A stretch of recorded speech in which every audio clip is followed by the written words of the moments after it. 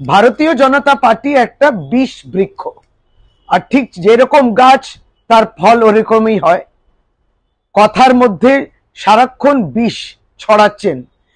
কেন্দ্রীয় মন্ত্রী গিরিরাজ সিং সংবিধানের শপথ নিয়েছেন, আর যত অসাংবিধানিক কথা তিনি বলেন। এবার বাংলাকে অপমান করতে গিয়ে আবারও নিজেদের সীমা যেটা আছে সেই সীমাটাকেও পার করেছে।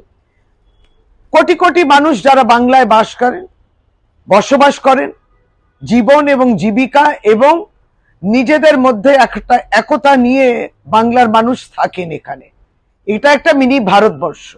সব ধর্মের মানুষ, সব জাতির মানুষ, সব প্রদেশের মানুষ এখানে থাকেন, একসঙ্গে মিলেমিশে থাকেন।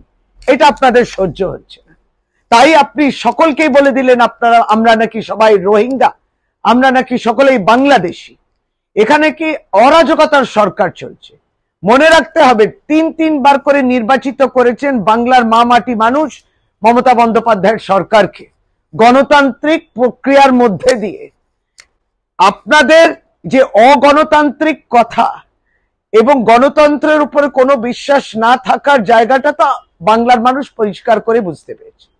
আপনারা যেভাবে বাংলার ভাষা, সংস্কৃতি, বাংলা মনীষীদের যে অপমান করছেন, বাংলার মানুষ কিন্তু আগামী দিনের জন্য তৈরি আছে। 2026 নির্বাচন তো আপনাদের টার্গেট, আপনি স্বপ্ন দেখতেই পারেন, তাতে কোনো বাধা নেই, কিন্তু বিপত্তি আছে। কারণ বাংলার মানুষ তৈরি আছে, একটা কড়া জবাব এইভাবেও দেবেন। আপনারা দিনের পর দিন এই যে অপমান করছেন, এই অপমান এবং যেভাবে সাম্প্রদায়িক কথা আর মানুষের মধ্যে বিভাজন, এটা কিন্তু বাংলা টলারেট করবে না।